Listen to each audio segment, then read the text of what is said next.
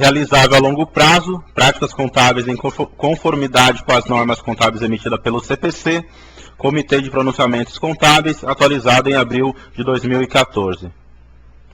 Assuntos tratados neste material: realizável a longo prazo, classificação no plano de contas, crédito e valores, contrato de mútuo, contabilização na mutuária, exemplo, contabilização de empréstimo na empresa mutuária, contabilização na mutuante, exemplo, contabilização de empréstimo na empresa mutuante.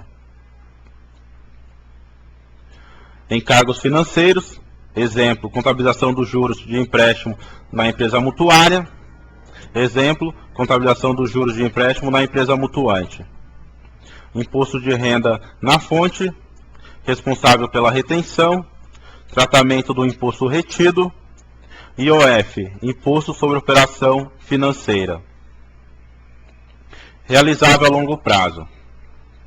No realizável a longo prazo, são geralmente classificadas contas da mesma natureza das do ativo circulante, que, todavia, tem a sua realização certa ou provável após o término do exercício seguinte, o que, normalmente, significa realização no prazo superior a 1 ano a partir do próprio balanço.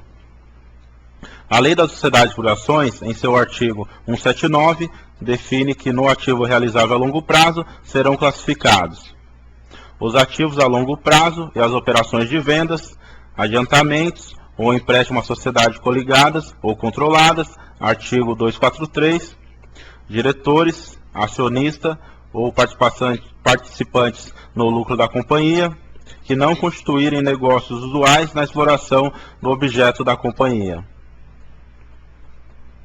Exceção é feita às contas a receber de vendas normais dos produtos ou serviços da empresa, que serão classificadas como contas a receber do ativo circulante ou não circulante, conforme vencimento. Os tributos diferidos sobre o resultado, imposto de renda e contribuição social, também serão classificados no grupo realizável a longo prazo, no ativo não circulante. Geralmente, o realizável a longo prazo é dividido em 3 partes: créditos e valores, investimentos temporários a longo prazo, instrumentos financeiros derivativos a longo prazo, despesas antecipadas. Classificação no plano de contas: grau 1, ativo; grau 2, ativo não circulante; grau 3, créditos e valores, investimentos temporários a longo prazo, instrumentos financeiros derivativos a longo prazo, despesas antecipadas. Créditos e valores, contrato de mútuo. O contrato de mútuo é um empréstimo em dinheiro, sendo muito comum entre sociedades que tenham ligação entre si ou entre sociedade e seus respectivos sócios, pessoa física. Contabilização na mutuária. A empresa que toma o dinheiro emprestado, mutuária, irá acreditar, em contrapartida da entrada do numerário em caixa, a passivo circulante, no caso de não haver data prevista para liquidação ou com data prevista para vencimento antes do término do exercício social seguinte. B. Passivo não circulante, no caso de liquidação prevista após o término do exercício social seguinte. Exemplo, contabilização de empréstimo na empresa mutuária. Lançamento 1, pelo registro do lançamento do empréstimo recebido da empresa controladora com vencimento a curto prazo. Débito, banco conta movimento, ativo circulante. Crédito, empréstimo, controladora, passivo circulante. Lançamento 2, pelo registro do lançamento do pagamento do empréstimo à empresa controladora. Débito, empréstimo, controladora, passivo circulante, crédito, banco conta movimento, ativo circulante. Contabilização na mutuante. A empresa que empresta o dinheiro, mutuante, irá registrar o direito de recebê-lo em conta do realizável a longo prazo, independentemente de o contrato especificar data de vencimento anterior ao término do exercício seguinte. Esta classificação contábil é estabelecida pelo artigo 179, inciso 2 da Lei nº 6.404 de 76, Lei das SA. Exemplo, contabilização de empréstimo na empresa mutuante. Lançamento 1, pelo registro do lançamento do empréstimo concedido à empresa controlada com vencimento a curto prazo. Débito, empréstimo, controlada, ativo não circulante. Crédito, banco conta movimento, ativo circulante. Encargos financeiros. Os encargos financeiros praticados nos contratos de mútuo devem ser reconhecidos como despesa financeira na mutuária e como receita financeira na mutuante, observando o regime de competência. Exemplo, contabilização dos juros de empréstimo na empresa mutuária. Lançamento 1, pelo registro do lançamento de juros do empréstimo na empresa controlada. Débito, despesa, juros, empréstimo controladora, resultado do exercício. Crédito, empréstimo controladora, passivo circulante. Exemplo, contabilização dos juros de empréstimo na empresa mutuante. Lançamento 1, pelo registro do lançamento de juros do empréstimo na empresa controladora. Débito, empréstimo, controlada, ativo circulante. Crédito, receita, juros, empréstimo controlada, resultado do exercício. Imposto de renda na fonte. São equiparados a rendimentos de aplicação financeira. Para efeito de incidência do imposto de renda na fonte, os rendimentos decorrentes da entrega de recursos à pessoa jurídica, sob qualquer forma e a qualquer título, independente da fonte pagadora ser instituição financeira ou não.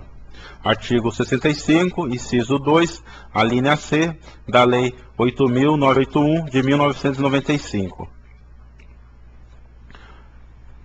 Nos empréstimos de dinheiro entre pessoas jurídicas ou entre pessoa jurídica e uma pessoa física, desde que a mutuária, aquela que toma o dinheiro emprestado, seja a pessoa jurídica, a totalidade dos rendimentos auferidos a qualquer título está sujeita à tributação na fonte. Responsável pela retenção. O responsável pela retenção e o recolhimento do imposto é a pessoa jurídica. A. Mutuante, aquela que empresta, quando o mutuário for pessoa física. B. Mutuária, aquela que toma emprestado, nos demais casos. Tratamento do imposto retido. Pessoa física, pessoa jurídica optante pelo Simples Nacional, isenta, instituição de educação ou de assistência social.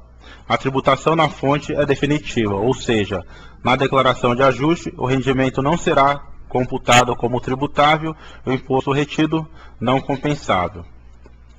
Pessoa jurídica tributada com base no lucro real, presumido ou arbitrado. Os rendimentos integrarão o lucro real, o lucro presumido ou o lucro arbitrado. O imposto retido será deduzido do apurado no encerramento do período de apuração, trimestral ou anual. Fundamento legal, Regulamento do Imposto de Renda, 99, artigo 770, incisos 2 e 3 e 773. IOF, Imposto sobre Operação Financeira. O IOF incide sobre as operações de crédito realizadas por instituições financeiras, por empresas de factoring, entre pessoas jurídicas ou entre pessoa jurídica e pessoa física. O fato gerador do IOF é a entrega do montante ou do valor que constitua o objeto da obrigação ou sua colocação à disposição do interessado e é incidente sobre o saldo devedor diário apurado no último dia do mês. Para facilitar o entendimento do cálculo do imposto retido na fonte, cálculo do IOF e o reflexo na contabilidade, elaboramos exemplo prático em planilha de Excel. Assista nosso vídeo 46, caso prático realizável a longo prazo, operação contrato de mútuo. Fontes de consulta para elaboração do manual. Obrigado, contato Glauco Henrique, e-mail ghsconsultoria@yahoo.com.br, celular 011 99927 9322, site www.ghsconsult.blogspot.com.br.